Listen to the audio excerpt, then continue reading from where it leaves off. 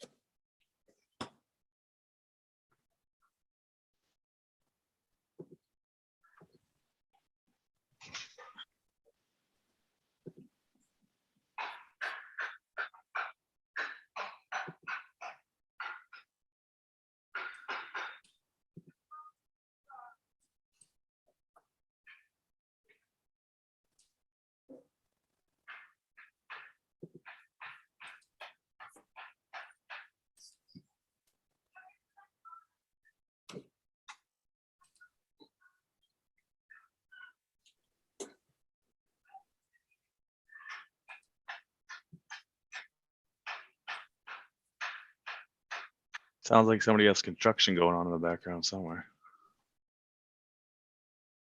Yeah, it's the hammer sound. Yeah. Or cooking or something. Yeah. We Really have to intense add this cooking. to the bills, Sonia. This is another sound from Japan. Hello, everyone. Welcome to SCoT webinar satellite number 10.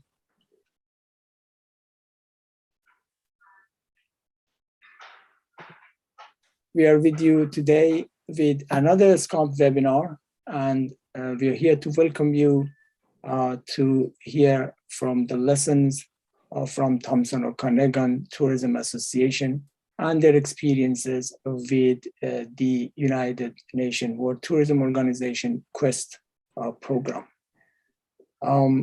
This is the third webinar in this series that we are learning from the organizations that are already accredited by a UNWTO.QUEST program.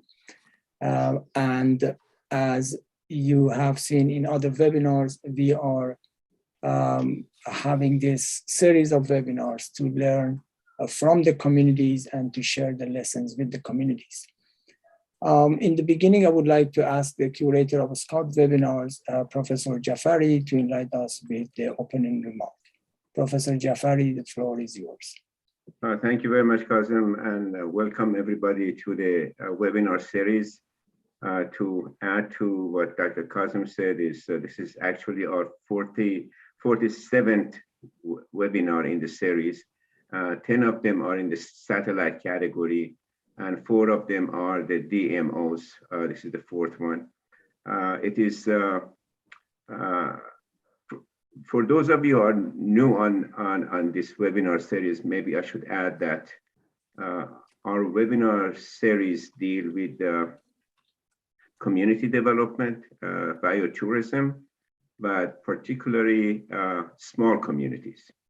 Not only small communities, but also small destinations, small operators, businesses engaged in tourism. And the reason we decided to do that is because tourism, whenever we are talking about the tourism industry, is about always the giants of tourism, large destinations, large companies, large entities, large DMOs, et cetera, and therefore usually the little ones, the small communities, small operators, the small businesses are neglected. So we decided to have this series devoted to small operators. And by the way, as you know, small operators, actually, if you quantify them, there are more than 50% of the tourism industry, but they don't show their size because they're in the background and nobody really noticed them. And they are the people who suffered most during the coronavirus because they had no idea where to go for help, whom to ask for help, what might be happening, what should they do in the meantime. They were just totally neglected.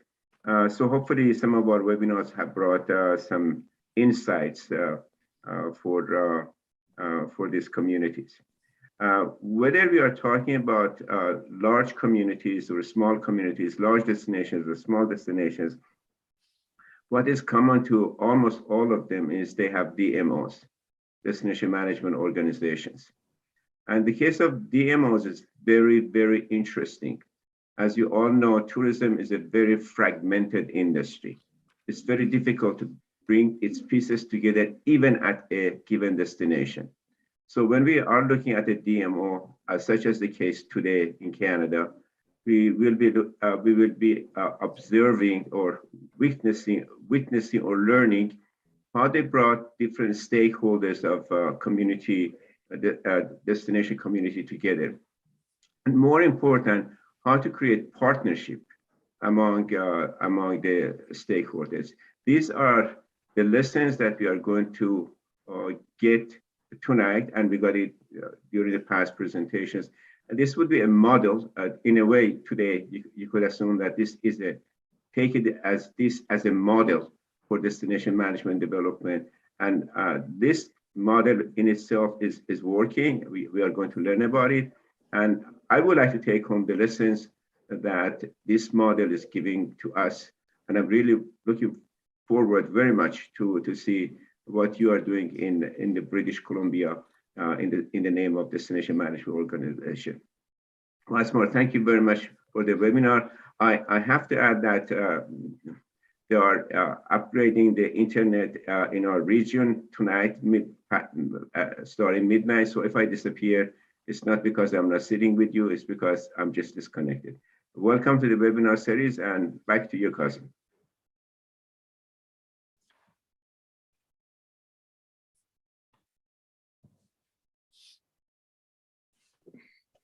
Thank you, Jafar. We're going to give the floor to Sonia and her team today. Sonia Figures is an expert in tourism, and she has more than 20 years of experience in education and 15 years in tourism. She's worked with UNWTO Academy since 2004 for about 159 UNWTO member states. The 92 education and training centers of UNWTO.QUEST network and the DMOs of the UNWTO.QUEST network. She currently is a program manager and leads the development and the new projects of this organization, including UNWTO.QUEST. Sonia, floor is yours. Thank you so much, Professor Kazem-Fadari. I would like to first of all welcome you to this webinar, the fourth one for DMOs that are certified QUEST. And I would especially thank Professor Kazem for the invitation, and also Ritsume Kan Asia Pacific University, which is a member of the UNWTO.QUEST network, for organizing these webinars. I would also like to especially thank Professor Jafari. He is for us the god of tourism, as I was mentioning earlier on, and also because it's very late where he is. So thank you so much for this special effort. So as you know, this is the fourth case we are presenting on destination management organizations that have been certified with the UNWTO quality certification. We started with Punta del Este Convention and Visitors Bureau, which was the first DMO certified in the world. Then the second webinar was with the first DMO certified in Europe, Fundación Mallorca Turisme, which is in Spain. The third webinar was the first DMO certified in Argentina, which is Agencia Córdoba Turismo. And now we have the first certified DMO in Canada, Thompson Okanagan Tourism Association in British Columbia. Before I introduce you to the speakers, to these amazing speakers we have here today, and also the DMO, I would like to thank the translator for allowing us to offer this webinar, simultaneously translation into English and Japanese. Arigatou gozaimasu. So we have the pleasure of having two speakers today, the President and Chief Executive Officer, Ellen Walker-Matthews, and the Director of Destination Development and Sustainability, Mike Overend. They're going to be talking about their destination management organization, their DMO, why TOTA, Thompson Okanagan Tourism Association, decided to go through this quality certification by UNWTO. Their internal practices related to the 3 key areas of evaluation that UNWTO.QUEST has, and then the lessons they learned with this quality certification. So who or what is TOTA? The Thompson Okanagan Tourism Association is a non-profit society governed by the British Columbia Societies Act.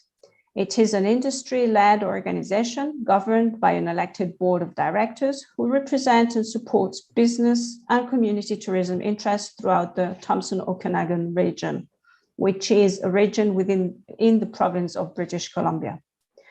TOTA is one of the 6 regional tourism organizations, as I was saying, in the province of British Columbia, that work under the Supernatural British Columbia brand as an official representative of Destination British Columbia, and whose mandate includes destination development and marketing.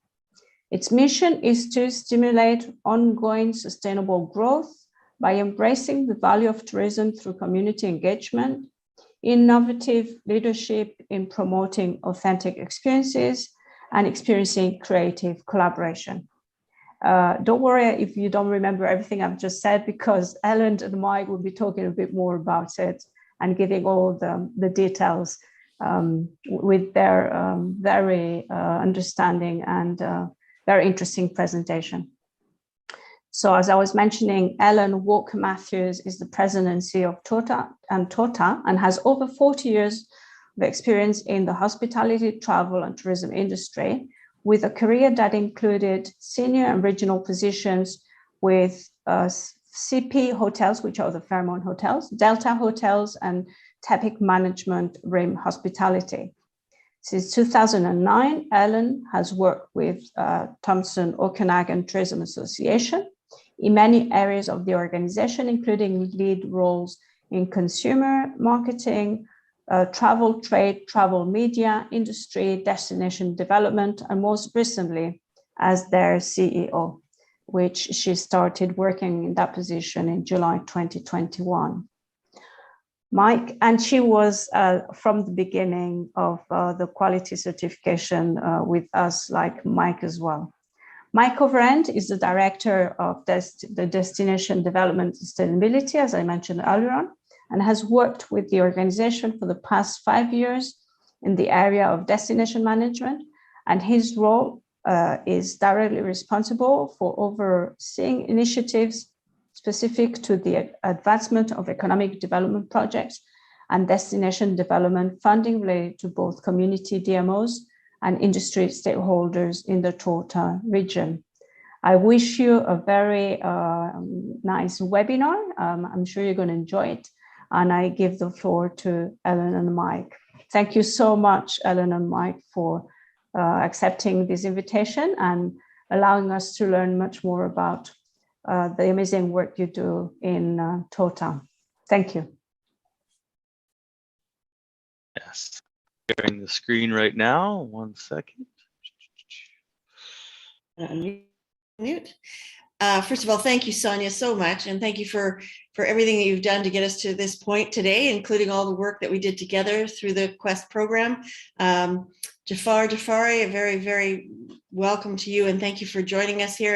And I hope that your internet does not go out too soon. And Kazam, thank you for all the work you've done in getting this webinar to today. So welcome everyone from all the various parts of the world. We are here in British Columbia and the Thompson Okanagan Tourism at the bright hour of 9:30 in the evening. So pretty early for some of you Spaniards who like to stay up till really late, but it's the morning in Spain and in Japan the afternoon. So we really welcome you and thank you for joining us here. My name is Ellen Walker-Matthews, and as Sonia has said, I am the CEO, Chief Executive Officer of the Thompson Okanagan Tourism Association, and I've been with the organization for the past 11 years and had a long career in the hotel, primarily in the hotel industry, prior to joining the association in 2009. Next slide, please. Yeah, so hello everybody. Thank you for having me on tonight to do this presentation with Ellen.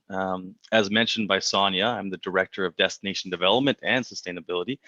That's a role that I just recently took on. I've been doing work in destination development for several years now, but now my portfolio also includes sustainability, which is very exciting. And several of the programs that we work on are very much related to sustainable practices and incorporating the SDGs into the work that we do. So I've been with the Thompson Okanagan Tourism Association for just over 5 years now. It's been a very good role for myself and my goals in my career. I went to university and did a Bachelor of Ecotourism and Sustainable Tourism Development. So this is very much aligned with my career goals. And when I was just out of university, I did some research down in Peru, developing tourism services for communities that were en route to Machu Picchu. So that was a very rewarding experience for me, and really kind of when I fell in love with the benefits that tourism can bring to communities. So first, I would like to say, as a land acknowledgement, as something that we do traditionally in our country, we are located on the Thompson Okanagan region, which lies on the unceded and ancestral traditional territories of 3 interior Salish nations, the Syilx, Secwepemc, and the Cuplik peoples, where we're very honored to work, live, and play. And we recognize and honor all of those that have come before us and have built this region and made it part of the land that we live and play on today. So we're going to talk today a little bit about who we are as an organization, why we decided to pursue the QUEST certification. We're going to look at the internal practices relative to how we measured ourselves with QUEST. So that is under the headings of strategic leadership, effective execution, efficient governance, and then finally talk about some of the lessons that we learned as an organization as we went through the process, and why we are so very pleased that we did it, and certainly encourage any destination to consider going through this process. So here is a video. So I'll give it a try. Hopefully it works. Let's give it a shot here. This one is just it's a video that shows, parts of our region and kind of the value, as you can see by the title, the value of tourism to not only our region, but to British Columbia as a whole. So let's just give this a try.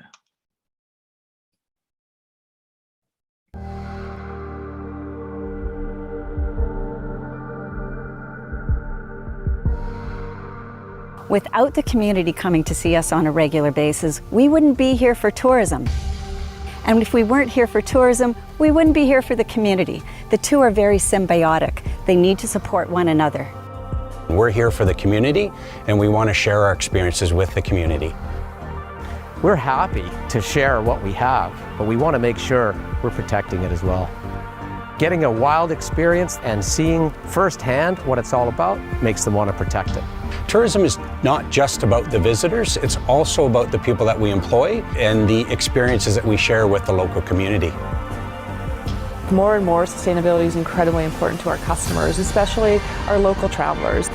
We have a future that we want sustainable growth and also respect of the land and respect the history of our land by working with the Indigenous peoples. I think what we've seen at YVR is the benefit of ensuring that we are open for all, whether it's Indigenous backgrounds or that have disabilities.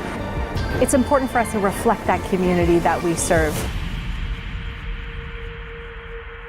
I think there's a ton of opportunities within the tourism industry, especially. Really, with the right mindset and the right equipment and team of people, you can make anything accessible.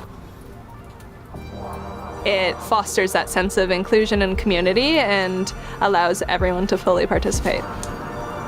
I think there are many careers to be had in tourism, depending what you're looking for. And I think the beautiful thing about the tourism industry is that it has a lot of creativity. There's just so much in the industry worldwide. It's forever changing, which is also really exciting. We get to meet people from all walks of life, all different areas of the world. Here, the mechanics actually get to meet the customers. They talk to them, they hear the stories, they realize where they are in life and what's going on. So it really makes a difference on how they look at the job they're doing.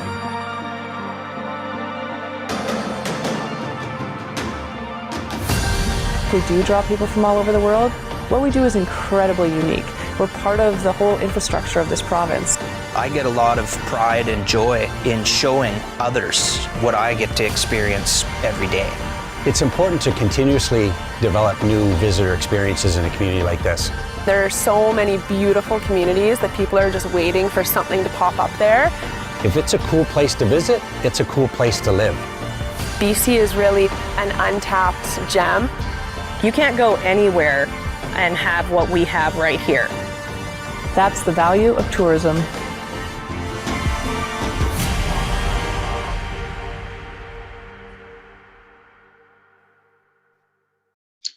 There you go. Well, we were very excited to show that to you. It's quite a new video that we got together with some of our partners put together with us, with cooperation of all the regions and the province. As we're coming out of what we hope we're coming out of the pandemic, it's really time to talk about what tourism means to all of us, both in terms of visitation as well as employment. As I know, worldwide, we're all dealing with a lack of, a challenge with employment and labor issues. So we're really on a mission right at the moment to talk about the value of tourism and its importance in the ecosystem and in all of our communities. Next slide, please, Mike. So just a little bit about where we are. So within Canada, British Columbia, I'm sure many of you are familiar, is the most westerly province in the country. And we are one of 5 regions as outlined in this diagram. A diverse area covering approximately 71,600 square kilometers. We have 2 major geographic features, the Thompson River and the Okanagan Lake, and they really define the region. We have the tallest mountain in the Rocky Mountains at Mount Robson, and we have the only semi-arid desert.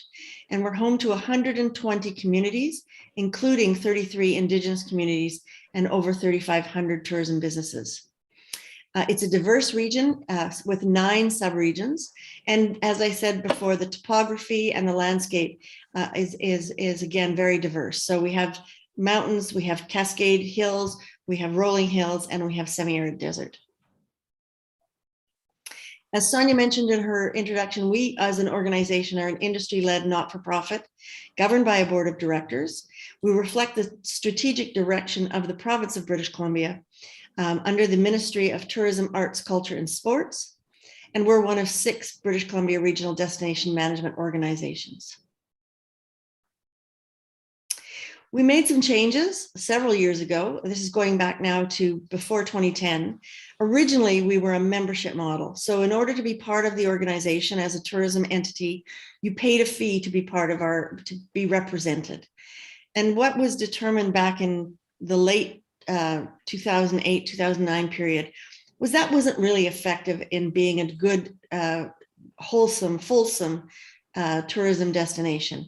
We need to represent everybody from the smallest to the largest. And so we moved from a membership model to a stakeholder model. And that was a substantial shift. It meant a huge reduction in revenues because people paid to belong to the organization. But it was deemed important that we represent everyone in order to really make the tourism product robust. We also at the same time shifted to a balance between marketing towards more of a shift towards development. And so where before we were strictly a marketing organization, today we're almost strictly a destination development organization with very little marketing activities. And through that, the creation of a destination development strategy. One of the things that drove all of that was that historically, most of our revenues in this region had been generated in 45 days. And that was not sustainable for industry to grow and develop the way it needed to. And if anything happened during those 45 days, that even shortened it. We needed to change the narrative. So for example, this is the impact of crisis on visitation. If within that 45 days we had floods, fires, or bad weather, that could easily go from a 45-day period of 80% revenue in tourism to 20 or less days. So our role was really to figure out how we change that story about the region. We did a regional strategy, which I'm going to talk about a little bit more, but within that regional strategy, it was very clear that the goal had to be to flatten the curve. I know we hear that way too much because of the pandemic. We were well ahead of our time. We were talking about flattening the curve back in 2012. And today we talk about it every day in the provincial health orders. But we needed to see that 80% of our regional revenue wouldn't be generated in 45 days, but rather a goal of 200 days. And as you'll see, we got quite close to that, and we'll talk about that in a little later. So we embarked on a regional tourism strategy, and my predecessor, Glenn Manzik, who many of you know, who was the CEO of TOTA, was really instrumental in this vision for tourism. He started out with a plan to develop a 10-year strategy for the region, and that was completed in 2012. It was an 18-month process, visiting all of the communities in the region, having many state workshops, stakeholder engagement, community engagement, and with 48 input sessions. And that strategy was finally released in 2012. And it was signed off by every community, which is a really important part of the story. We went back after all that work had been done, presented the strategy to the various communities, and had them sign off on it to say, yes, this in fact is accurate. That was later refreshed, and believe it or not, released in March of 2020, right before the whole world came to a screeching halt. And that we call Embracing Our Potential 2.0. And it really made sure that what we were saying in 2012 was still relevant, or what wasn't relevant could be adjusted and changed in the 2020 release. And today, just as a little fast forward, we are going to be re-looking at it to make sure that post-pandemic, or maybe I'm being a little optimistic today, but let's say post-pandemic, that it will still be relevant as we come out of this unusual time in our lives. So the things that were organizationally priorities and principles for the region that have come out of these strategies is fundamentally, first and foremost, stewardship or sustainability, that we needed to create a tourism product that was not just tourist for tourism's sake, but that was something that would give back to the communities, that would embrace what we had here, and that would recognize the potential for the importance of tourism for the long term. We needed to engage stakeholders and communities and residents, and I think we've all learned that over the pandemic. Tourism, as my predecessor used to say, is a privilege, not a right. And we have to make sure that our communities want tourism, and that as we come out of the pandemic, that they're ready to welcome back tourists. And we take that very seriously, and we have taken that very seriously over the last 2 years in making sure communities are ready to welcome tourism. Advancing sustainability is foundational to everything that we do. Looking at the lens of long-term tourism resiliency, and then making sure that everything that we do is measured. So is what we're doing making a difference, and how are we measuring it, and how are we know that things are changing? Yes, thank you. So that leads us to where we are now. That's the story of Thompson Okanagan Tourism Association, starting back in 2010 on that journey. And as we went through this process, it led us to ultimately joining the QUEST certification. So, why did we choose the UNWTO.QUEST certification? Originally, it's very relevant to our sustainability goals. We follow the 17 SDGs on kind of our principles. It's connected to internationally recognized standards, which was very important to us as far as, kind of our compass as an organization. And we are connected to other UNWTO projects as well. And so this fits in that regard. And then also the benefits of an internal practices assessment. That was a large part of what made this beneficial to us. And I'll explain more about that later on in this presentation. But really having a lens on how we're doing things and how we can improve on things.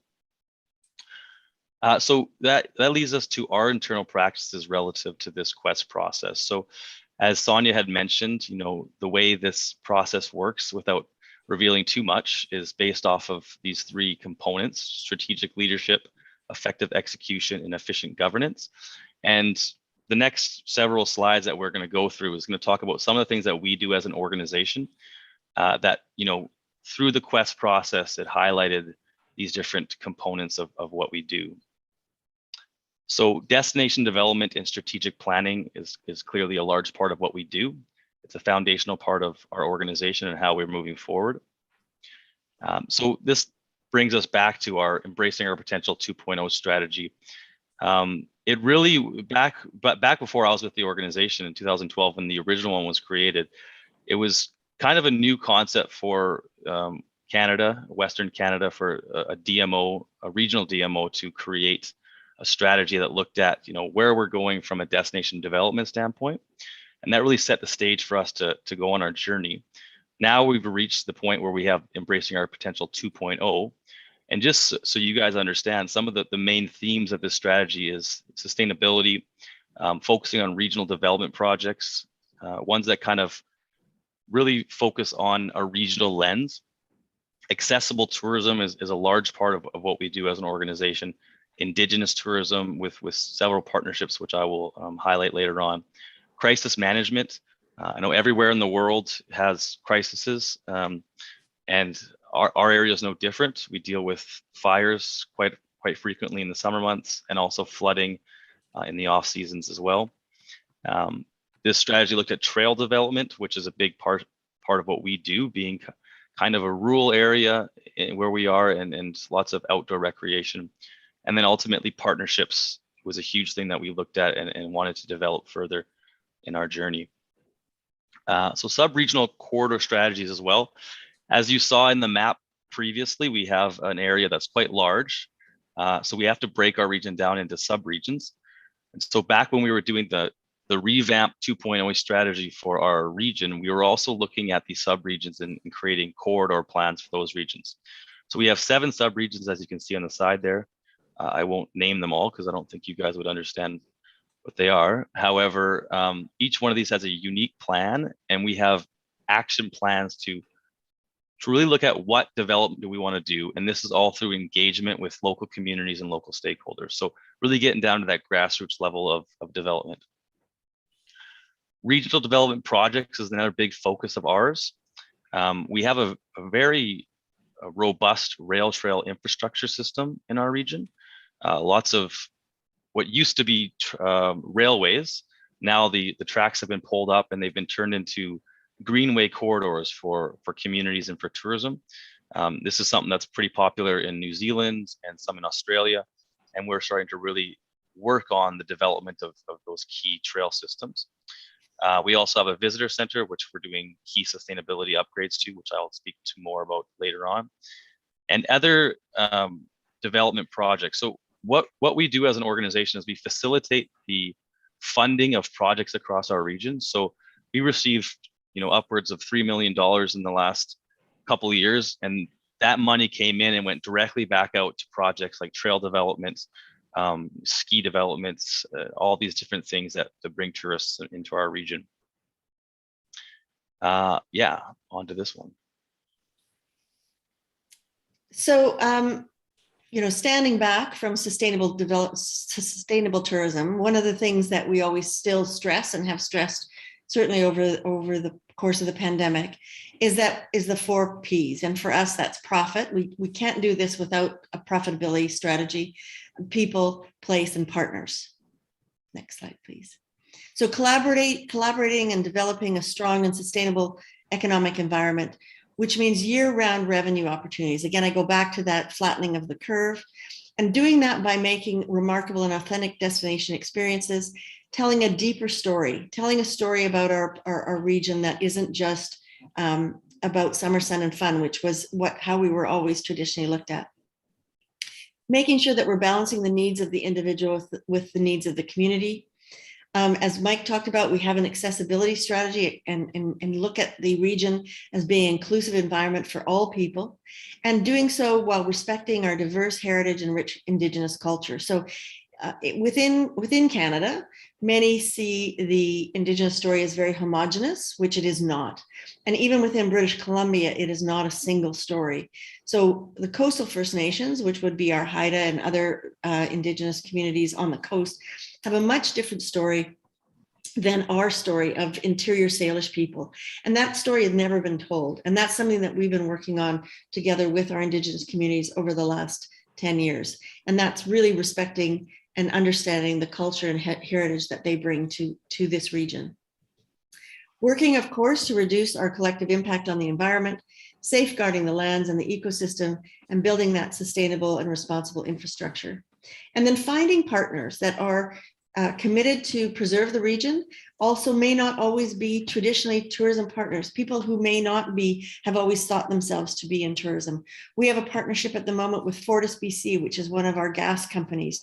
They help fund one of our positions in the office, and that person is working on energy analysis and audits on our businesses. So somebody that may not have seen themselves in tourism in years prior is now working hand in hand with us in our office.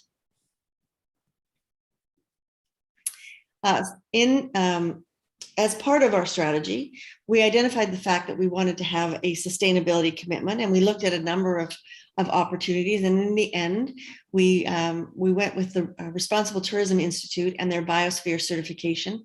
And since 2017, we have been certified by Biosphere, which we're very proud of, and we're actually Biosphere Gold region. And that again aligns us with not only the UNWTO and GSTC, but also with most specifically with the 17 development goal areas, which we have really undertaken to have our region understand. And we've moved that towards a program that we work on with our businesses to make sure that they are also following suit. Yeah, so I'll talk a bit about the Biosphere Commitment Program. So as mentioned by Ellen, our region, the Thompson Okanagan region, is a certified biosphere destination. But one of the key elements of the program, of the certification that I found, is the Biosphere Commitment Program that they created. And it gave us some flexibility to create a program that brings our stakeholders into the fold to really commit to being an organization that takes sustainability seriously. So we have 73 companies at the moment, and we're continuously getting more companies on board. However, they're not becoming certified through Biosphere. They're becoming part of this commitment program. And what is really valuable about the program is it can be used as a marketing tool, of course. They can showcase that they're taking sustainability seriously, but it allows us to provide programs for these companies at a reduced cost, so they can really look at their impact and how to reduce it. So as an example here, through the program, we provide different training programs, different opportunities to understand what the SDGs mean and what they mean to that company. We do eco-efficiency audits, which, with our partnership with the gas company Fortis, that's one of those partnerships that we actually go into these businesses and do an energy assessment, look at the water assessment, and also waste, kind of reducing their waste outputs, and also the GHGs. So they get a full report looking at their organization from a sustainability standpoint, and how they can make an effort to improve upon those things. And also we do recognition for different companies through a recognition program. So it's a really great program for our organizations, our stakeholders in the region. We're trying to get more and more companies on board so that they can kind of go through this process of improving their commitment to sustainability. Here you can see several logos of companies that have been involved, just to kind of give you a sense of the diverseness of these companies, anywhere from large hotel chains to small operators of bicycle tourism and so on and so forth. So it's quite a diverse group of stakeholders. On to Indigenous and accessible tourism. As mentioned previously, this is a large focus of ours. And this is through partnership as well. One of the main themes that you will notice about what we do is partnerships, and we wouldn't be where we are without these partnerships that we've created. The Indigenous file for us really started when we partnered up with the Indigenous Tourism British Columbia Association. They're based in Vancouver, and they're the provincial Indigenous Tourism Association. And we created this, a unique position that was first of its kind in our province, and probably in our nation, where it was an Indigenous tourism specialist, and it was joint partnership funding that brought an individual into our region that was going to focus on Indigenous tourism. And we've had several individuals over the last several years in that role, all Indigenous individuals themselves, to talk to the communities in our region, build that relationship up, look at what their goals were for tourism, and how we can move forward together. And really that was really about the relationship building. We really had to go into the communities, listen. One of the individuals that we hired always said, mouth shut, ears wide open, just listen and see what their concerns are. And the other Indigenous initiatives that we're working on, as you can see here, we did an International Indigenous Tourism Conference several years ago, which was a large success, and that kind of was really a feather in the cap as far as how far we've come with the Indigenous tourism file. And we also created an iArt mobile gallery. So we created a trailer that we work with some of the Indigenous communities on selling their art. So a lot of the communities have artisans and they create their own artistic creations. And we're able to sell that through our mobile gallery, which is pretty unique as well. Access and inclusion, this is another one that we did through a partnership. We partner with Spinal Cord Injury BC. They're also a provincial society or not-for-profit organization. And because the model of the Indigenous tourism specialist was so successful in our eyes, we created a very similar position in the accessibility specialist or inclusion liaison is the name now. And we were able to bring on an individual to work in our communities in a very similar capacity. So her role is to go to different, you can see here the access and inclusion initiatives, stakeholder support, continue to build those strong partnerships within the accessibility realm. And also another project that we're working on is the Access Now mapping project. So our accessibility specialist, this is a large project. She's going around with other accessibility specialists in the province and looking at communities and what they have to offer from an accessibility standpoint, uploading that data onto an online app so that when individuals come to our region, they can really get a sense of what is accessible, give them kind of a rating system that they can feel comfortable in their trip to the region. And some of the key areas of indicators or measurement, parking is a big one. Washrooms is a large one as well. And really looking at all these different components of businesses in our region. And one of the key areas too is that what we found, and I think a lot of people that deal in this realm would find too, is businesses feel like it's a huge burden to make these changes and it's going to be a huge cost to them. So one of the roles of our accessibility specialists is to go in to look at these businesses and say, these are the small things that you can do to make change now. And let's try to help you find some funding to make those changes, because there are programs that provide funding for accessibility upgrades to businesses. I'd also like to, just before we move on to research, data, and measurement, to say we're very proud that our accessibility specialist is a woman by the name of Sonia Gaudet. She's a multi-gold medalist in sit curling. You will, if you listen to the Paralympics this year, she's going to be commentating for Canada on the curling events. So we're very proud of Sonia. She's an amazing woman who had a horse accident many years ago when she had 2 small children. But she just picked up from that moment and decided to continue on with a very brave future and became an Olympic champion. So we are so proud of her and so fortunate to have her on our team. So if you're watching the Paralympics, watch for Sonia Gaudet. Absolutely. So of course, nothing matters unless you are measuring it, unless you have research behind it and you have data behind it. And so that is a very important part of the work that we do. We have had for several years a strong relationship with a number of partners to really have big data. So we deal with a lot of mobile data. So we can measure Canadian travel patterns and we can measure international travel patterns into our region. We produce that not only for our region, but we actually now produce that information for the whole province. And there's a red line in the middle of this for some reason. We produce it for all of the province and provide that to our provincial government. So it has been something that we've really done for a number of years, but done even more broadly since the pandemic. We also measure destination sentiment, as well as tourism spends and insight. And I know one of our partners on the call here today is Paul Rogers. We're working with him on the Happiness Project, which we're very excited to be doing. And so again, more information about how happy are the people in our region. And we're looking forward to going forward with that. A few years ago, just back up for a second, Mike. Our other regions, 5 of our other regions got together and formed a secretariat so that we could have a stronger voice to government. And certainly it was instrumental in how we worked through the pandemic. And that's the BC Regional Tourism Secretariat. And then MyTax, which is our Ministry of Tourism, Arts, Culture, and Sports, who we work very closely with. The next slide is just a sample of some of the measurement that we do.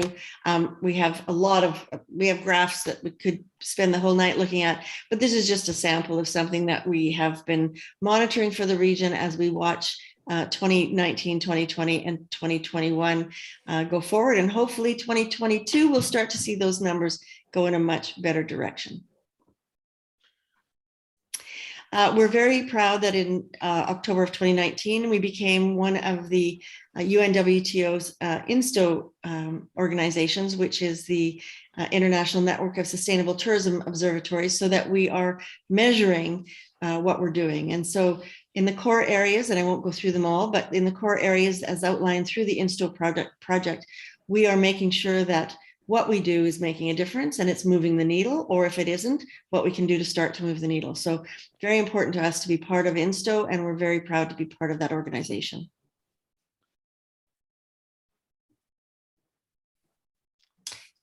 So there are other things that we undertake besides sustainability, but I want to make sure that we do it all through the sustainability lens. So several years ago, we made sure that even our marketing initiatives, now we're much more of a destination development organization than a marketing organization, but we do things in market stewardship.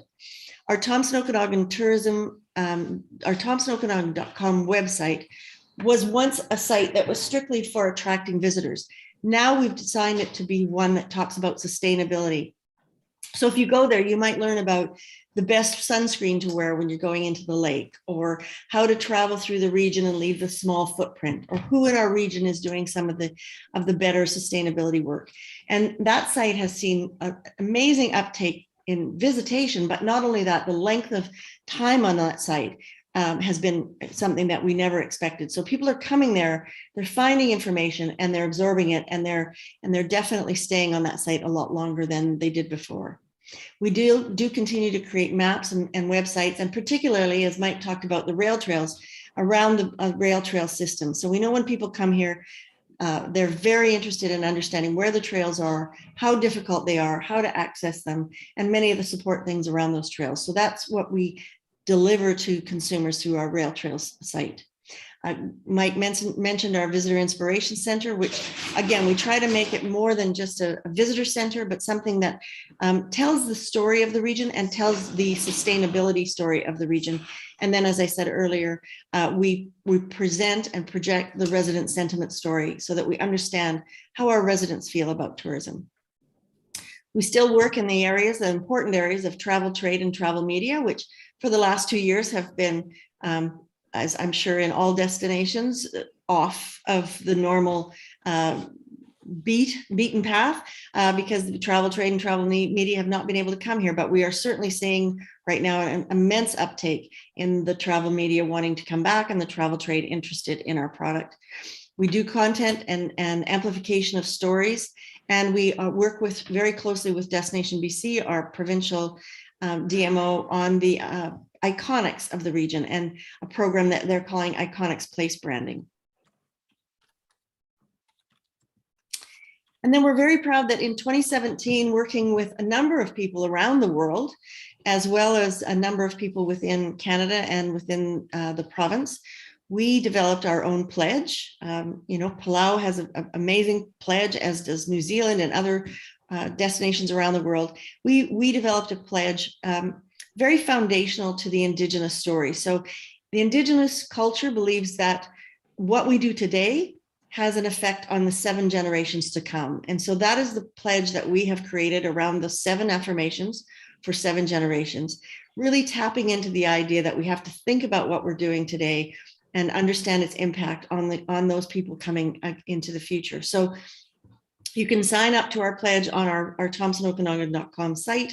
We encourage our stakeholders within the community to partake in that with their employees, with their businesses, and to present it to their guests and visitors. And it is our hope that the people that come to this region understand the importance of the environment, of our pledges to this region, and that they come with the understanding that these are the things that we believe are important and that they would like to travel in this way.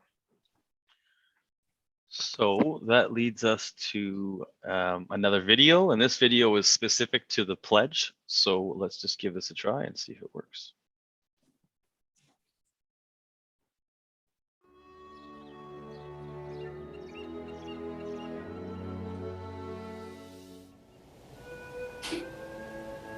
Supramka, Kalautnamka, Pista.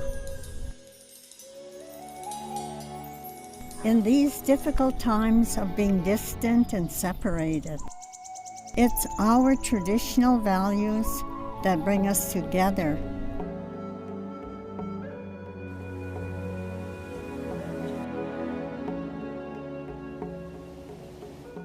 The lifeblood of our region is our land, water, animals, and our people.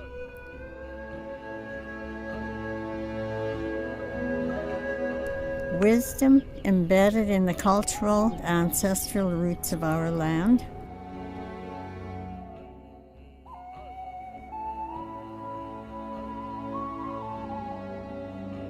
To learn the ways of the Indigenous people is to learn how to heal our past, ensure our future is strong.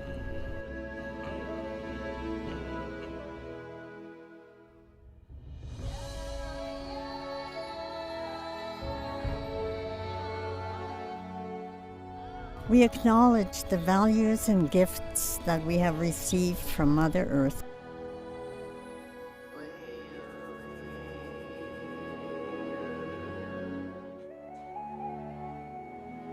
Kids playing, families together, elders with grandchildren.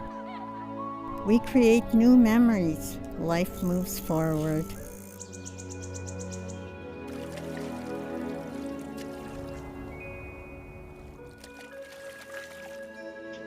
Look at our neighbors in a bright light, in a new way.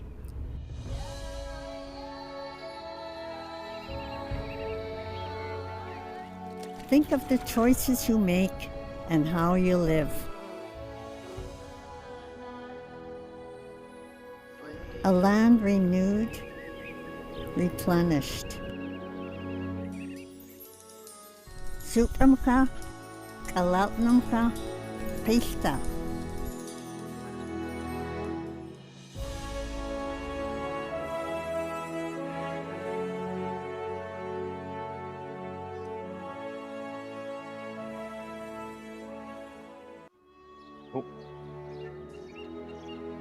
We won't watch it again, Mike. Anyway, a very important video for us, a very important video to describe the pledge, and certainly one that we're proud of. And if you have a chance to see it outside of this presentation, I'm not sure how well it presents through here, but it definitely is something that is very, very dear to us. Bringing us to our tourism resiliency and industry development. So when COVID hit, one of our regions, Tourism Vancouver Island, was the first out of the gate to say we all have to change what we're doing. Something isn't okay, and we all cannot respond as we normally would or continue on as we normally would.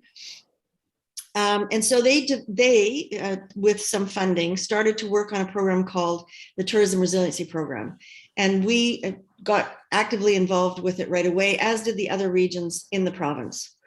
And what this did was provide a real support network to our tourism stakeholders. It streamlined communications between government and stakeholders. And it was an advocacy opportunity for us to go to government with things that weren't working. And my biggest way of describing it was that our stakeholders, I'm sure like yours, were frozen when the COVID situation commenced. They were watching their numbers drop, their revenues drop, their livelihoods decimated, and they couldn't move. They couldn't breathe. And all of these programs were being thrown at them, and they didn't have any idea how to even begin to access them. So the team that might show you on the next page of individual businesses, our ministry, some supporting funding bodies like ICE-T and WD, Western Diversification, Go2HR, which is a big HR organization in our province, the Hotel Association, all of the regions, and Destination British Columbia got together and really backed this idea of a tourism resiliency network within the province. And what that meant was that we redeployed everyone in our office, as did our other regional partners, to talk one-on-one with our stakeholders, to pick up the phone and call them and set up meetings to talk to them about how they were doing, how they were feeling, and what they needed, asking questions and listening to the panic in their voice, the upset, the concern, the worry. And then we were at the same time trying to break down and understand all the government programs that were coming out almost at that point on a daily basis, and figure out where they fit into what our businesses were saying that they needed. And so our group, who were not advisors, became advisors, and they connected one-on-one through calls and spent time making actual plans for our businesses and connecting them to the right people. As that went on over the 2 years, we did webinars, we connected them with resources, and we also connected them with experts. So we had funding that if somebody needed a tax expert, if somebody needed a marketing expert, if somebody needed someone to help them with a business plan, we could connect them to that person, and it would be paid for a limited amount of time, but it would be paid for to get them started.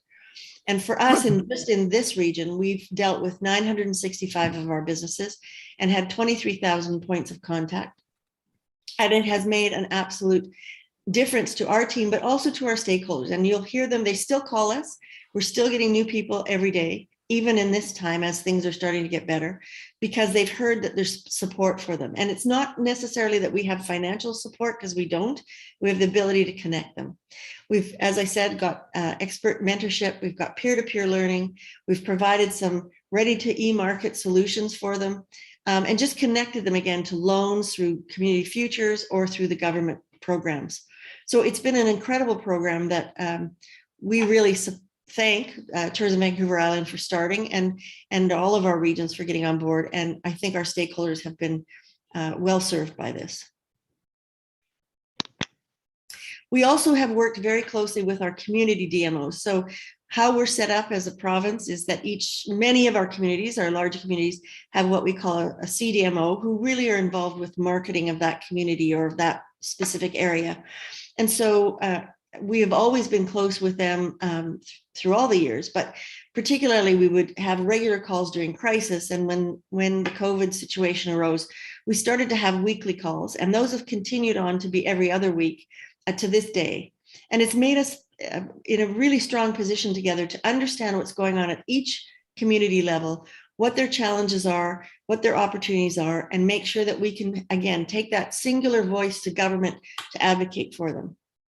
And I think it's made a difference. It's certainly made a difference to each of them as well, to talk to each other and to understand that they're not in things by themselves. We've offered a variety of training programs through all different sources, including university and college sources, and we continue to do that today. And we have a very large 3-year grant that we just have obtained through the federal government that will again assist us in skills training development, which we know is so critical right now to our tourism community. Yes. Yeah, so getting into crisis management as well, our organization took a focus on crisis management, out of necessity, really. It wasn't, it was probably mentioned several times in our original strategy back in 2012, but it wasn't a huge highlight because it hadn't become part of our collective consciousness that every single year we were probably going to have to deal with some type of a crisis. So in our part of the world, we deal with several different types of these events, extreme temperatures, for one, fires, and then that ultimately leads to smoke. And smoke, as you can say, from a visitor standpoint, is very detrimental. It's very hurtful to our tourism industry and our stakeholders. Floodings happened several times over the last years, which also results in landslides, and then road closures as well. All these different events that take place really affect how we connect as a province and as a region. You know, a lot of our roads go over mountain passes, and if there's any type of road closure, it really affects our infrastructure from a transportation standpoint.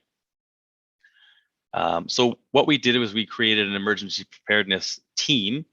We also created a position of the crisis management coordinator, and that individual really started to look at the communication side of things. So when these events happened, and you know, I can go back to 2017 when we had a really bad year of flooding and of fires in the same year. And as a region, but also as a province, we weren't prepared as a tourism industry to you know, really give the message across of what's happening on the ground, how to stay safe. You know, what are the areas that still provide tourism services and aren't actually, you know, on fire?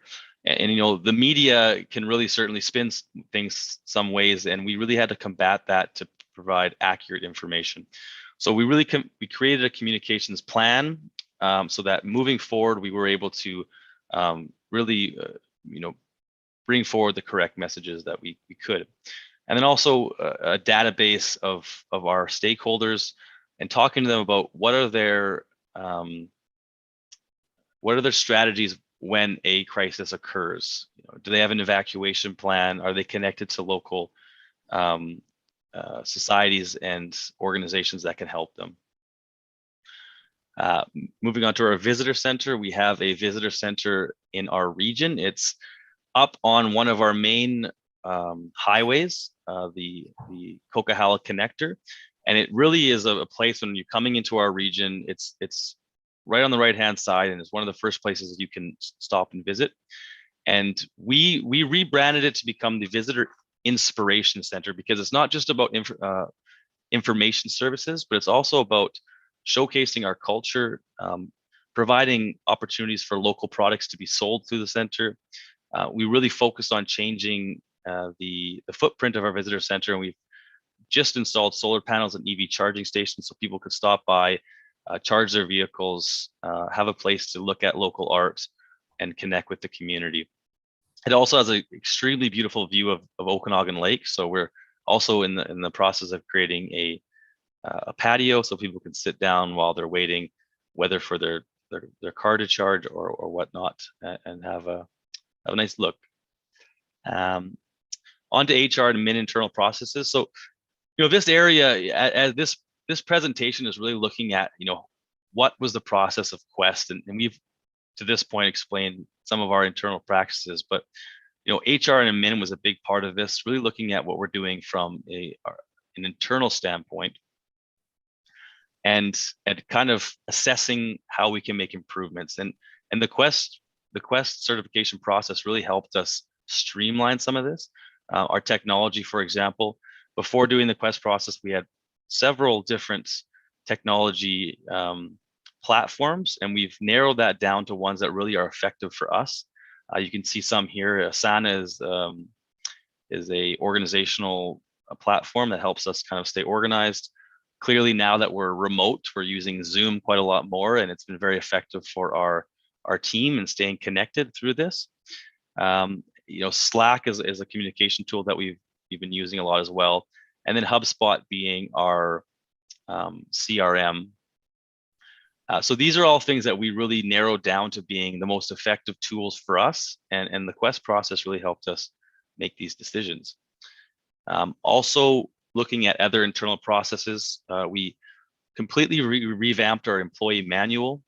We went through it. We hired on an HR consultant to look at our employee practices and our employee handbook, rewrote that to really reflect the way our organization is moving forward, and making changes that are beneficial to our employees and to our partners, and so on and so forth. We also created a sustainability policy within our office. You know, these are things that came directly out of this QUEST process, really looking at what do we have existing and what can we do to improve upon that. And really looking at what we're doing, you know, green purchasing, what's our waste and recycling processes within our office, and so on and so forth. We also created a remote work policy at a necessity. And we have a really great team with Thompson Okanagan Tourism Association. and really looking at that hybrid model of, we want to get them back in the office because as a team working together in person is important, but also having the flexibility to work remotely as well. And we do have some employees that do not live in our region. They live, whether it be in Vancouver or outside the region, and it works for us because of the ability to work remotely. And then another thing that we've really looked at too is team activities and events. We just created an SDG team, so the Sustainable Development Goal team. And the goal of that team is to create activities and events for our staff that looks at making an impact in our community through some form of an SDG. So we might focus on, poverty reduction one time, and we might go do some volunteer work in our community. So these are all things that we looked at through the QUEST process and streamlined these different components to our organization.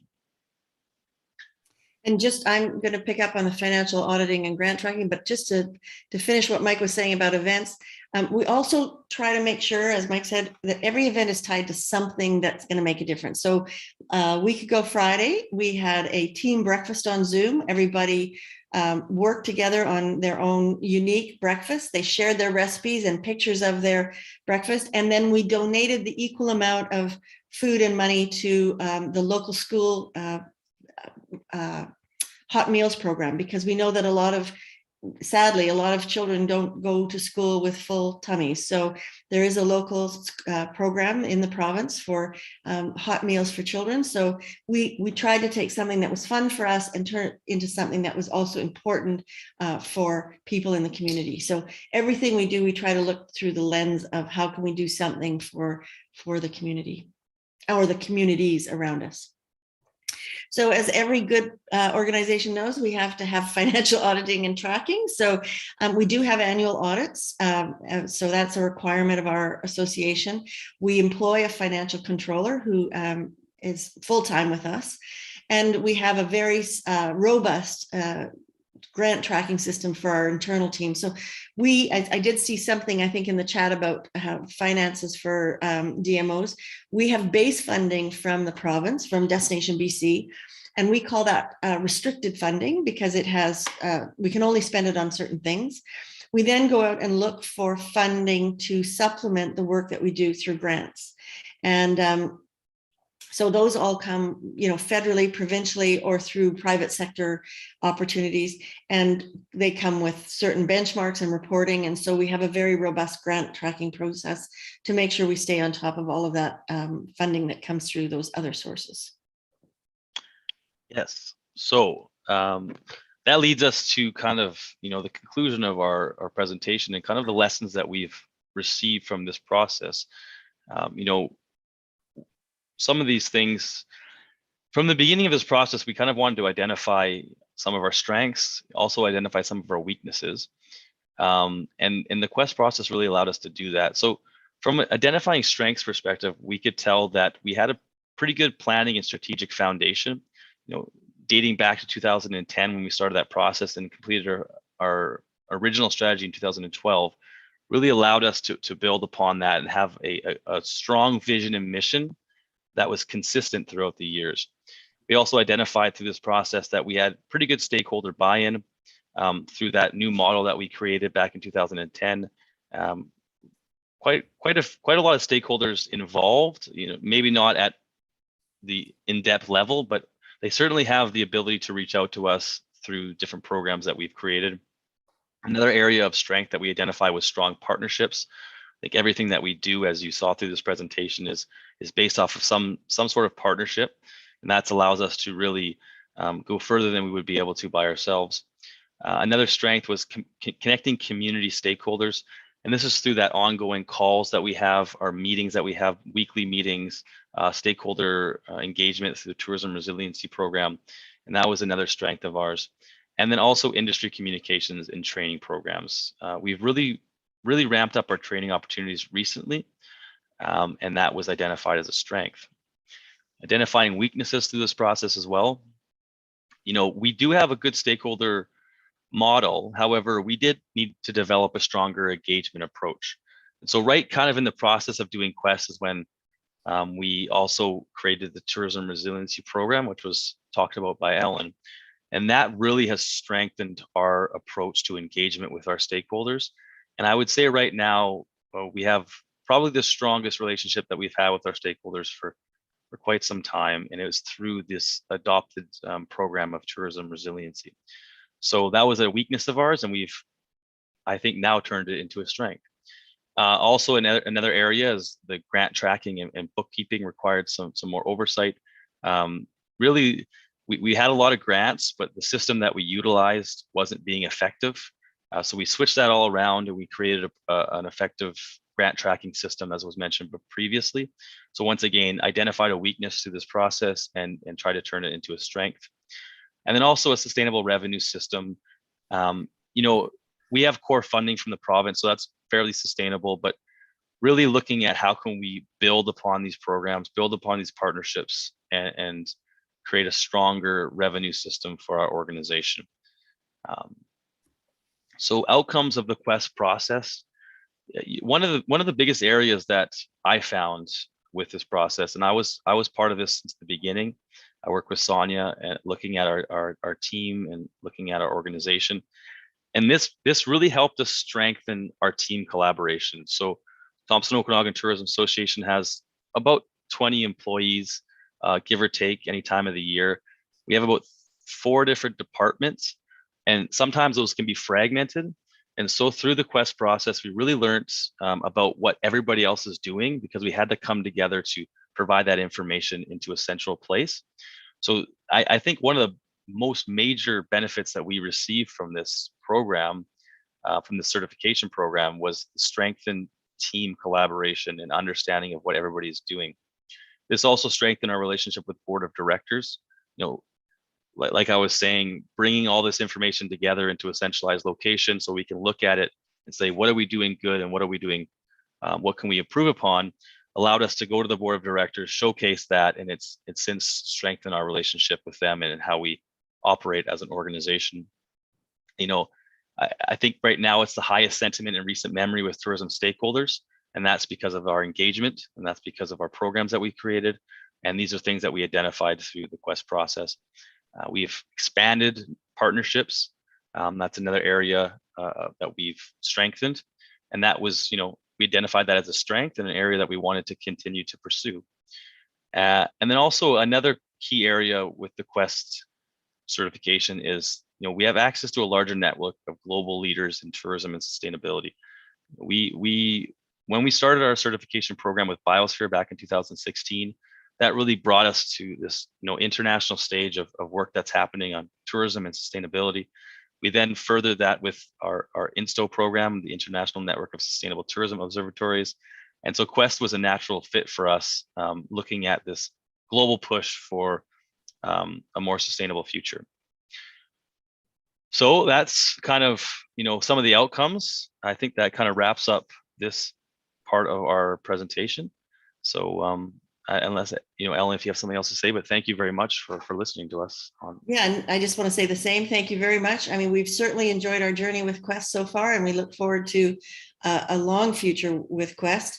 As Mike said, it started with a program back in 2010 and a strategy that we didn't exactly know where we were going, but nobody knew we were around, I would say, on the international stage. And through the efforts, as I say, of Glenn Manzik, who was the CEO of the organization and had a vision for it, and then through the team and the direction that they've taken it and where we are today, through our relationship with INSTO and with Sonia and QUEST and others, we're very excited that the work that's going on and the difference that we think we're making to the region and hopefully to other DMOs in showing some direction and how we can be different and move forward in a very sustainable and responsible manner.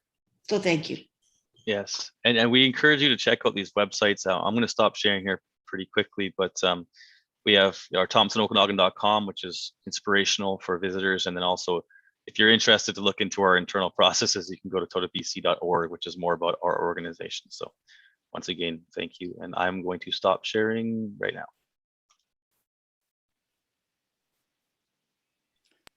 Thank you very much, Mike and Ellen. I have been in touch with your organization for a few years now, and I still learn something new every time.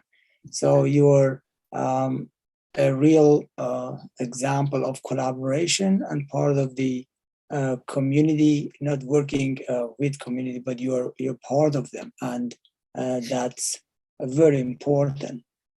Definitely, we have a lot to learn from your organization and share with other DMOs that are going to the same process of accreditation. And Sonia is in charge of the whole program, but we have created a series of webinars that many people are involved in chat, and we are going to continue this to share these lessons. So Sonia, if you let me, I will go with some questions. I've been reading the chat. It's very active today, so I couldn't go through all. It's very surprisingly it's amazing long. what's happening in the chat. Yes, It's we're really very long. happy of the participation and also of the participants. We see that we have participants from all over the world. The world is has met here today. It's amazing. Yeah, actually, it is the fame of your work, and I'm so happy to see that people are interested to learn from that international community, and this is very meaningful. We have the same problem and one mission, and is helping our communities to pass this difficult situation and to have a sustainable development on tourism as a destination. Okay, so yes, if you allow me, I'm going to briefly mention a bit how QUEST works, because I'm sure some people haven't been able to watch the previous video explaining about it. And though Mike and Ellen explained very well that UNWTO.QUEST is divided in three main areas, which is leadership, execution, and governance, because that's what we believe a destination management organization should be doing. The way that it is divided is that these three areas are divided into criteria and indicators. There are around 62 indicators that also have some transversal topics like the Global Code of Ethics for Tourism, the SDGs that Mike mentioned, the 710 SDGs, Sustainable Development Goals, and also the 12 Tourism Sustainable Objectives by UNWTO. And it's got three stages, main stages that TOTA went through.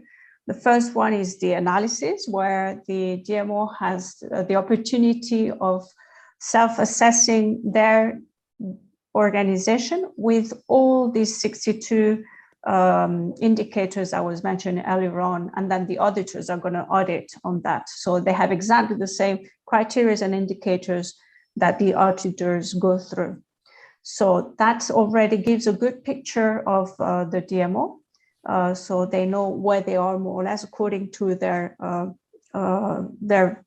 assessment. And once this is done, we do a pre-audit, where it's a documentary audit that already gives also a picture of the situation. Depending on this result, we encourage DMOs to go through either an improvement phase, where there are some different capacity building activities, or we encourage them to go directly to the complete audit and to do the whole audit. And that's what actually happened with British Columbia. And they all got a very good score, and they got the certification for 4 years. During these 4 years, we let them breathe for 1 year. And on the second year, we already asked them to self-assess themselves again. And we propose to do an audit if they wish. So they get a report and they work on this for the next year. So the following year, they start doing the renovation of the certification that again goes through the whole process. So we actually never really give them a lot of space to breathe, because it is a continuous process, and a lot of the DMOs that apply for the certification actually appreciate that, because we help them to always be their best. Thank you, Kazem, for allowing me to explain this. And it will be great to know about your questions and answers. Please do not hesitate to write in Japanese. We'll be happy to have them also in Japanese. Or if some people feel they want to write it in French or Spanish, they're also welcome to do that. Thank you. Thank you, Sonia. It's a very high pleasure to working with you and your team as the architect of this QUEST program. UNWTO.QUEST is absolutely important and has the capacity to unite the DMOs for working for the communities. One of the lessons that we learned today was the stakeholder involvement. And it was amazing to hear that how you hear the voices of people. So I would like to ask Ellen or Mike if you can elaborate a bit more about stakeholder management in your organization. So I think you're referring to the tourism resiliency program that we started at the beginning of the pandemic. And so if I'm not mistaken, Kazam, and you can tell me if I'm wrong. Exactly. However, yeah. So at the outset, we first started an external campaign. So we started calling everybody. So we took our whole office of 20 people, as Mike said, and we said, whatever you were doing for work yesterday, you're not doing that work right now. Right now, we're going to call every single stakeholder and ask them how they are doing and ask them what they need. And so we embarked on that.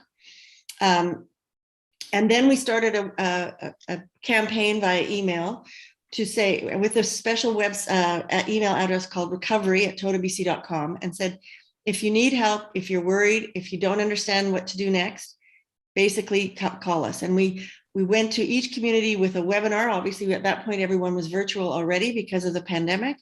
We had industry webinars and said, here's what you need to do. Here's what we're offering. And we started to connect with businesses that way. And pretty soon we had a process where they could call our office or email our office. And we had 2 people set up to make appointments with advisors. And then those advisors would spend the time, an hour meeting, usually the first one, to say, what's your situation? What are you going through? They would make an actual business plan up. So we would send that back to them and say, here's what we heard. Here's what we think your challenges are. Here's what we've researched in terms of resources for you. So it was a very extensive learning curve for all of our team. We even put our team through some emotional support training, mental health training, because we knew they were going to start hearing some pretty sad stories, and that they weren't equipped for that either. So we actually put them in our country through Red Cross training for mental health supports, so that they could realize that what they were hearing, they didn't absorb it. They had to deal with it and help it, but not to take it in, so that they didn't end up having some challenges themselves. So it was a really unique situation for all of our region. And then as regions, we met on a weekly basis to talk about the program, to talk about what we were hearing from our stakeholders and what we needed to add to the program. So that's where we added webinars, we added, we found out in the process, we all think that we're so digitally connected.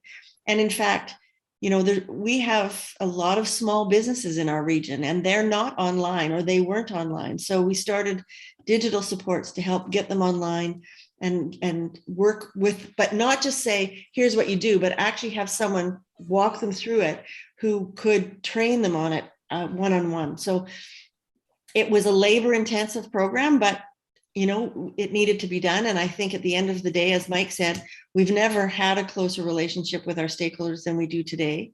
And I think it got us through the worst of the worst, which we all know was pretty bad. Yeah. And then furthermore, too, that was a large part of our stakeholder engagement, obviously, over the last several years. We also do other engagements with the destination development work that we do. When we did the strategic planning for our regional plan, and also for those 7 corridors that I explained, each one of those sub-regions have a working committee so that we can engage with stakeholders in those communities and really identify, from a destination development standpoint, what are the priorities for us as a sub-region, and what do you want to work on? So we're constantly engaging through working committees as well, to really narrow down some of these action items from a development standpoint. So that's another area of stakeholder engagement that we've dealt with for the last 10 plus years since we've started this process. Thank you very much for your detailed explanation. Actually, I have been thinking also, as I see in some questions and direct to me, is people are asking about sustainability. I know sustainability means different things to different destinations based on the availability and the priorities, availability of resources and the priority of their development issues. But I would like to know how you formulate and how you assess sustainability in your destination level, and how you make sure that in a stakeholder level, they also understand and they can participate in this sustainability measurement. It's a great question. So after we finished our own biosphere sustainability certification, which was dealing with all the 17 SDGs and the extensive program that they put you through, we created, as Mike mentioned, the sustainability commitment program for our businesses. So they don't have to certify, but it's the process of committing. And every year we ask them to go through and identify 2 or 3 of the SDGs that they want to address as an organization. They can do more, but we ask them to, at minimum, do 2 or 3 per year and really get involved with that. Again, similar to our resiliency program, they're assigned an advisor, they're assigned somebody that they work with. There is a platform that they upload their evidence to, and they work through it with them. And if we have had the odd business that just wants the logo, and if we find that they have joined the program for the logo, we actually escort them out very nicely. You have to do the work, or you can't play in the sustainability program with us. So we've gotten very serious operators. In fact, one thing that we're very excited about is we've just been announced as one of the locations for the Green Wine Futures Conference 2022, which is virtual, but there will be a group of people coming from Spain to do a documentary around the wine region here and all the work in sustainability that they're doing. So very excited to have that happening this April, and the conference will happen in May. But to your original question, sustainability means a lot to many people, and we absolutely appreciate and understand that. We see it on a multi-level basis. So it is the SDGs foundationally. It is also the sustainability of tourism in our region, which is the profit, people, place that we talked about earlier. You have to make money. You have to look after the place that you live in. You have to look after the people that are in the organization. And you have to have partnerships to do that. So it's a multi-pronged answer to what is sustainability to us. It means a number of things. Yeah, and I'll just add to that as well. And from a system standpoint, we went down the road of becoming certified as a destination, and a lot of the ways that we were able to actually pass that certification is because of policies that are put in place by, our municipalities, our regional districts, governing bodies that have these things in place already, and we were able to lean on these policies that really make our region an area that focuses on sustainability already. So from a regional standpoint, that helped us become certified. But then looking at the tourism side of things exclusively, and then moving into this INSTO, the International Network of Sustainable Tourism Observatories, and that allowed us to really look at some of these core areas of focus that we wanted to look at. And we had a list there previously, and we can't focus on all these different areas, all these different indicators, but we focus on some key areas, for example, energy and waste management. And through our commitment program, as Alan mentioned, we're able to provide these programs that actually we can look at, create data around what's happening on the ground with our stakeholders, create a baseline, and then over the next 5 to 10 years onward, continue to evaluate it through our programs, and then we can then measure what we're doing. So really looking at measuring it from a stakeholder grassroots level, and then focusing on several of these indicators as we move along. And we have to be specific to start, but we're hoping to expand that through our partnerships as well. So yeah. Thank you so much. Another question which is very relevant to sustainability, and I see people are, especially maybe because of the current situation and pandemic, asking it, is about the resiliency. I'm sure you have resiliency policy, and you have lessons that we can share about what you did in terms of resilience of communities and how during the pandemic you could make sure they resist the situation. Of course, nothing is 100%, but if in some extent you are happy, and I'm sure you're proud of what you're doing, so we would love to take these lessons from you. And Ellen, I can mention a few things on that. I think it does really come down to that program that we talked about, the Tourism Resiliency Program. However, there's several things with that program that really allowed, I think, our stakeholders to be resilient in these situations.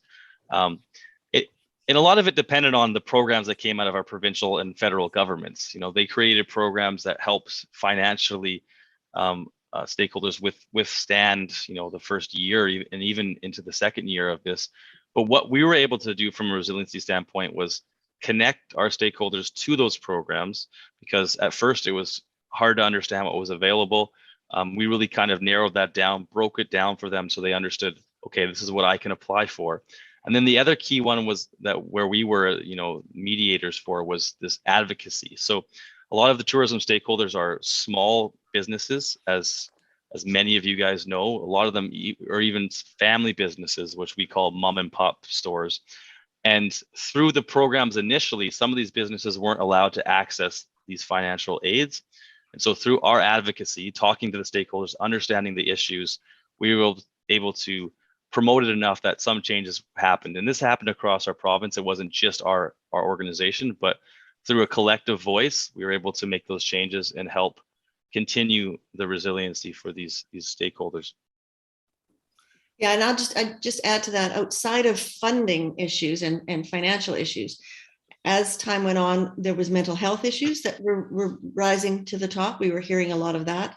We were hearing issues around taxes and financial reporting. And so we were, because of some of the funding that we had received, we were able to then connect individual businesses or groups of businesses to mental health supports for employees, and we still have that going on. It's probably one of the ones that's growing and not shrinking, is the need for mental health supports, but also having access to tax experts and other financial experts, business planners. We work very closely with our college and our university, and we pay them a small amount for their professors to work one-on-one with some of our businesses to help rewrite a business plan or pivot. I hate that word, but pivot their business in a different direction or see a different way to do business.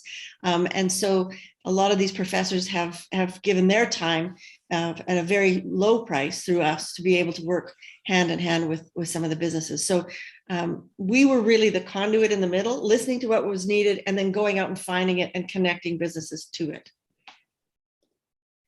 Thank you so much, Ellen and Mike. I think if I understand well, your role is unique in connecting the different part of the community. And in this way, you are creating a resilient community that, of course, I don't think somebody expects a DMO to have all the resources and capacity to manage the situation. But what you say, it is really important and beautiful.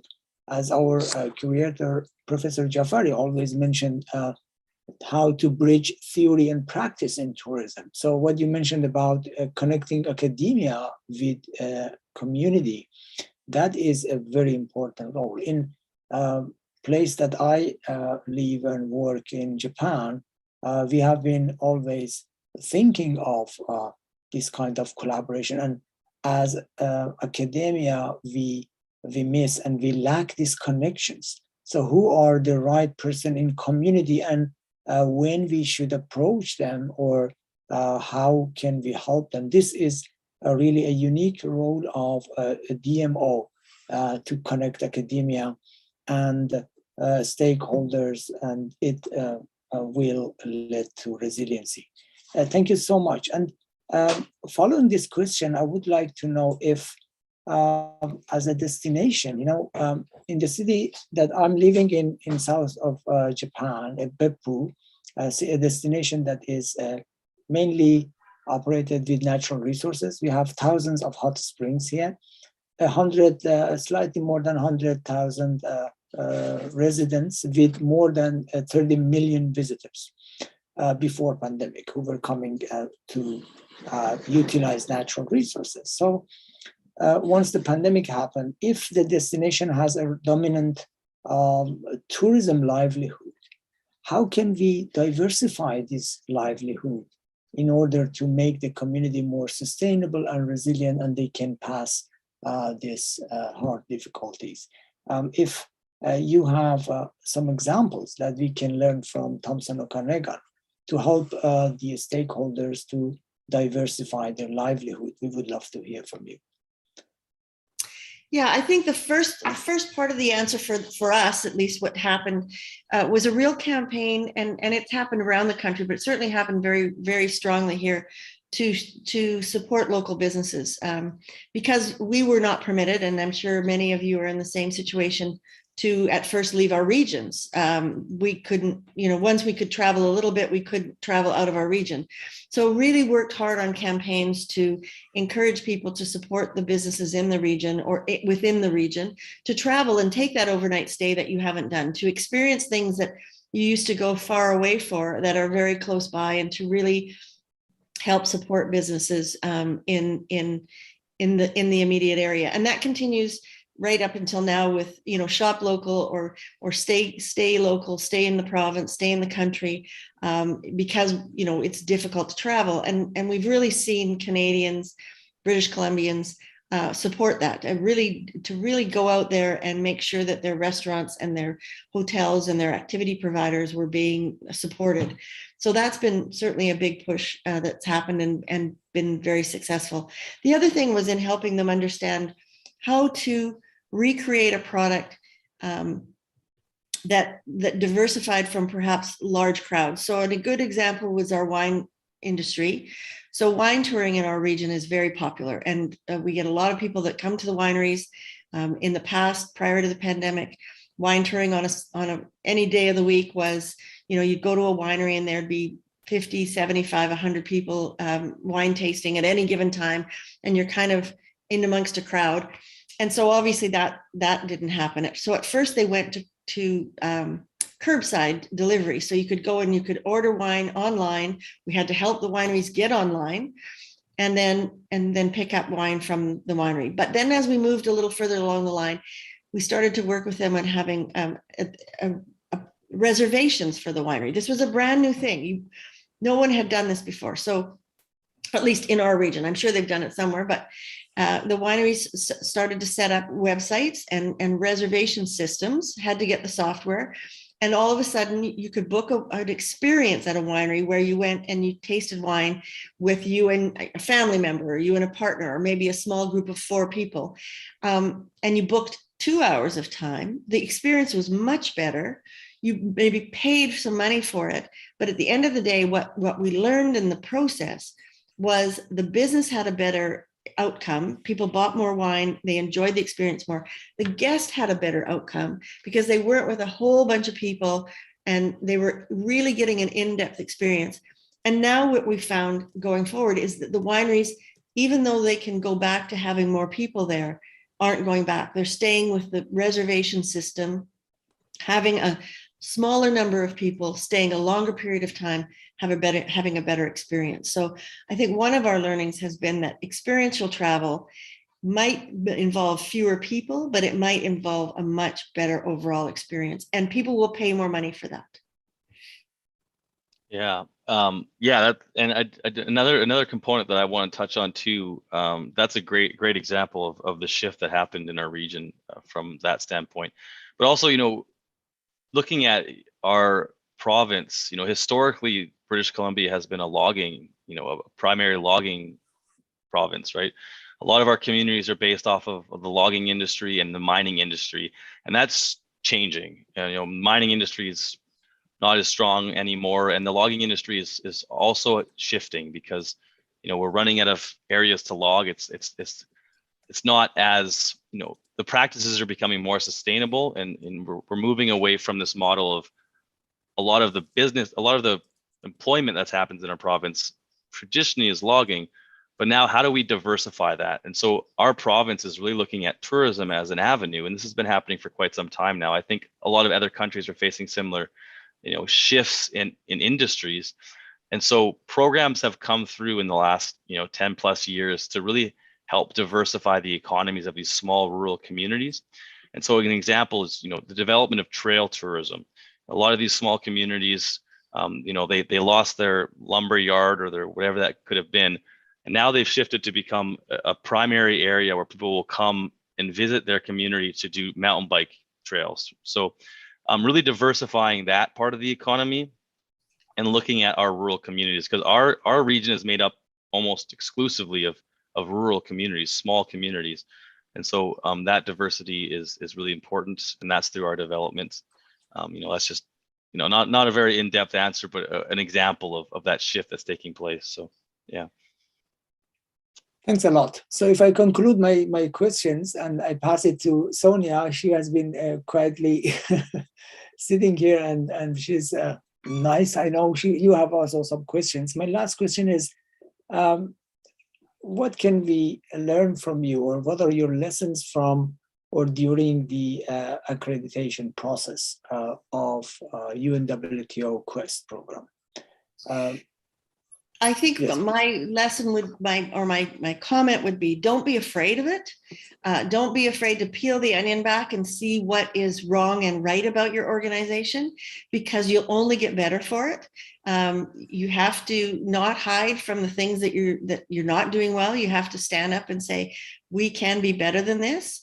And just the fact of putting a scorecard down, don't be afraid to do that. I think the opportunity is to get better. And if you really embrace that, you will get better as an organization and be stronger, and you'll be resilient for the long term. So my comment is just jump in with both feet and don't be afraid of looking at in the mirror and seeing what all the blemishes. Yeah, and as being part of the process too, I've mentioned this in the presentation, but one of the biggest benefits in my mind was the team collaboration. So where we could have been a little bit fragmented before, this brought us together to understand what everybody is doing, which was massively important. And then another component that I really like, and as the QUEST program continues to grow, is having this relationship with other DMOs across the world. And I think the value there, like what we're doing right now, is just incredibly valuable. And we want to continue to learn from other DMOs, and that is a good component of this program. So, yeah. Thank you so much. We have some questions here in the chat, and I'll be asking them. Yes, maybe I'll be answering some of them, but let's start with the first one. I would like to thank the people that have participated in the chat, and everybody's participated by listening, of course, and we appreciate that. We see that the numbers are still very up, and so there is an interest, and we are happy to be able to deliver these webinars, thanks to, as I was mentioning, to Kazem Bafadari. So the first question that I have here is from Mitsuchi. Sorry if I don't say it right. They are asking, in changing stakeholders-oriented organization, are there any changes in DMO's financial resources? I know you briefly mentioned that, Ellen, but maybe you would like to answer that again. Yeah, absolutely there was, because we had a fee for being a member. And so that was, initially a very big hit to the organization's finances. But we have been able over the years to be able to shore that up. In the early days, we did it through the development of advertising programs, when we were more marketing focused, when we had vehicles that we would sell, whether it was a visitor guide or ad campaigns that people could buy into, and we made some profit around that to try and make up for the money that we lost. But in more recent years, as we've been less marketing and more destination development focused, it's come through grants and partnerships and sponsorship organizations. So we do spend considerable time looking for alternative sources of funding from outside organizations. and not to forget that we have a core budget from our provincial government, so that clearly allows us to continue doing core work, and that's obviously crucial. But then adding these grants allows us to really expand our programs. So without the grants, we wouldn't have the same program offering that we have. But yeah. Thank you so much. We have another question from Yerkin Tikhonov. He's asking, does UNWTO.QUEST cover sustainability certification for DMOs and beyond along the management certification? I think that question is a bit more for me. Mm-hmm. So it includes, as we were mentioning, not only the Code of Ethics for Tourism, but for the sustainability area. It has also included the 17 SDGs, Sustainable Development Goals, and the 12 Sustainable Tourism Objectives. And this is including in the certification. It doesn't deliver a separate sustainable certification. What UNWTO has is also INSTO, and that's what Ellen and Mike mentioned, that they're members of the International Sustainable Tourism Observatories, and there is this other possibility, but it's not included within UNWTO.QUEST. The DMO has to apply for INSTO, and for example, Fundación Mallorca Turisme did the same thing. So I hope I have answered this question. We are going to go to the next one. Can an academic institution also apply for this certification, as we do some field work also? This is from Kumar Ashutosh from a university. We have a certification for education and training programs of universities and professional training centers, as you know, which is called UNWTO.QUEST. I'm saying as you know because Kumar was mentioning earlier on that he's the one that promoted UNWTO.QUEST in India, and thank you so much, Kumar, for that. So that's the certification we have for education and training and research. QUEST is only for destination management organizations. We have some queries sometimes also of platforms that do marketing, but this certification is exclusively for destination management organizations. Thank you for your question as well. We're continuing with more questions from Yerkin Tikhonov as well. Is there any difference between application for UNWTO.QUEST between government-owned and privately driven DMOs and tourism cluster organizations or economic development organizations, in particular destination? I'll give you the example of these 4 DMOs that we have. Punta del Este Convention Visitors Bureau is a bureau, so this is its legal constitution, and it's privately, it's private. That means that the membership is from the private sector, though it has also relationship and a collaboration with the local tourism administration, the provincial and the national. The other one is Agencia Turismo Córdoba in Argentina, and this is 100% public, no, sorry, it's a mixed agency from the public and the private with budgets from finances from both sectors. Then we have TOTA that they just mentioned who they were. And then there is also, and it is an association. And then there is Fundación Mallorca Turisme, it's a foundation that is 100% public. So it can be either public, private, or mixed, depending also on how the DMOs are constituted in the country, because every country has a different way of getting organized in tourism. And so we understand these differences that are particular to each country. What also shows with UNWTO.QUEST is that it doesn't only suit a specific type of DMO, it suits all different types of DMO that are legally constituted or financed, but also of sizes. The smallest DMO we have has 1.5, 2 people, And the biggest DMO that we also have in the network has over 160 staff members. And these indicators and criteria suit all the DMOs. They have told us so. Thank you. Are there any more questions? If you allow us, Sonia, we can go to Professor Jafari. We have about— Thank you for your questions. A few minutes more left for the translation service, and then we can continue without limitation if people have more questions. Jafar, as usual, I'm going to give you the difficult job. So you're looking for your conclusion. Thank you very much, Dr. Kazem. Sorry, I disappeared for about 15 minutes. I already told you that they are upgrading the internet in our region. They did that in about 10, 15 minutes. In the meantime, the temperature went down to minus 24 degrees. So you can feel sorry for me if you wish, but don't. Thank you very much for this wonderful panel, workshop, whatever we may call it, or webinar. Thank you, Sonia, for moderating it, and Mike and Ellen for providing food for thought.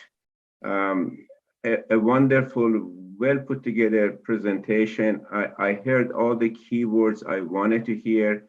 I jotted down some of them that are very important to me, and I'm sure important to your DMO. But before I say what those keywords are, keywords are no good unless there's a concept behind them and there's an action behind them. So you both included concept and action. You said what it means and what you are doing, what you are doing about it. We heard a lot about community, and then quickly it was switched to local community, which is the right way to go, by the way. And then to community engagement. This is extremely important, not only for DMOs, but for any destination in particular. Then we learned about partners, stakeholders, partners, and partnership.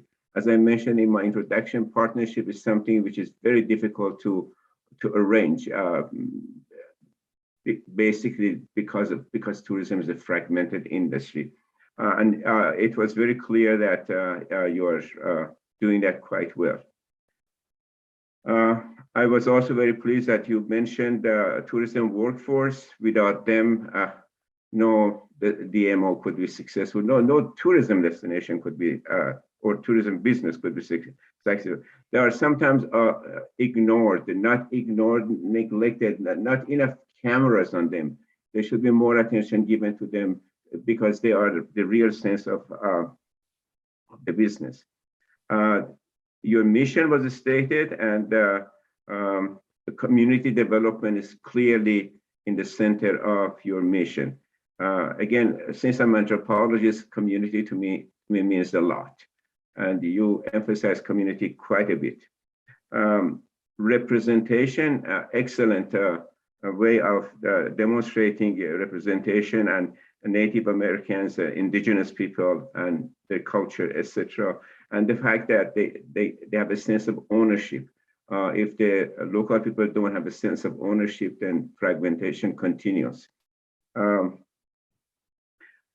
To have quality, you emphasize standardization, which is extremely important. Respect for culture and nature, both of them were emphasized. And in your particular case, both nature and culture have a dominant place. And then it came to resiliency that you covered it. And fortunately, you put the government also into the picture. Sometimes we forget that governments play a major role, visibly or invisibly, and most often invisibly.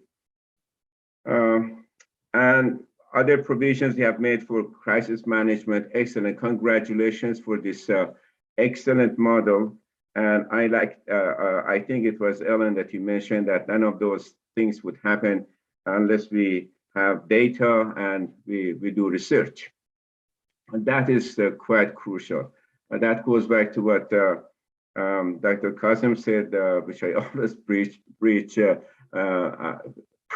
bridging theory and practice. And I could see that you are doing that at your destination. And also, when you were talking about the community, you talk about the well-being and happiness, and which are very core essence of tourism. If the local community are not happy, then what's the point of doing tourism?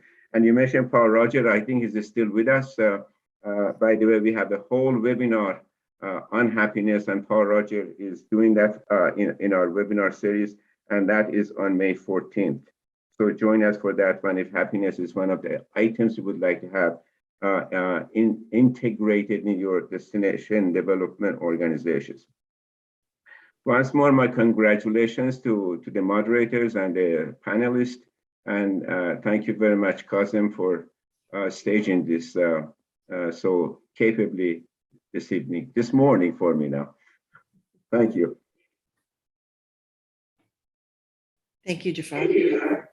Thank you, Jafar, and a very special thank to SCoT admin, people who made this preparations and the webinar happen, and our translators. We are very pleased to continue this webinar series with the direction and the help of Sonia and some other DMOs who are on the process. Am I right, Sonia? Great. So I would like to pass it to Sonia, yes. If you have, yes, for the final. Sorry, I was muted. I was saying yes. We're looking forward to showing you as well how the DMOs are going while they are going through the process, and also have a kind of a fresh or more recent, let's say, experience of the process. We would like to thank, as Kazem was mentioning, very much Ellen and Mike, because it's very late in Canada, in British Columbia. And it's been amazing to hear what you're doing. We are very, very proud to have you in the network, as you are a leading DMO, and we could see that today. It's amazing the work you're doing, and we encourage you to keep on doing. Thank you so much. Thank you very much. We got Ellen's and Mike's yes in advance to help other DMOs and those who want to know more about their activity. And for sure, we are going to invite them again in different programs to learn from their experiences. Thank you all, and have a good morning, evening, and afternoon. Thank you so much, Jafar, for being awake, still awake. It's Jafar, even later for him. Thank you, Sonia. Thank you, Kazem, and thank you very much, Jafar. Thanks, everybody. Thank you. Bye-bye. Bye-bye. Goodbye. Buenos dias. Buenas noches. Buenas noches. And in Andorra, bona nit, we would say. Very much for you. Yeah, thanks. Thank you, Sonia. And we can be in contact for future engagements, obviously. And that was great. That was lots of fun. So thank you. That's great. I was mentioning we're going to have a meeting with the different DMOs as soon as it's possible. Yeah. And we're looking forward to that. But we appreciate your participation in this event and for the next coming ones. Thank you for offering and being so generous. Thank you. And thanks, Kazem, as well. That was hopefully didn't get too blurry for very long. I'll watch the YouTube video and see. It was, but it was fairly, we could read it. It was not a big problem. No, we could read it, and your explanations were so good that I didn't even notice that it got blurred. Awesome. No, really. Cool. All right. Well, I'm signing off. So thank you, guys. As well. Good night. Good morning. Good night. Good night. Bye-bye. Bye-bye. We have a lot of thank you messages. Thank you so much for your thank you messages.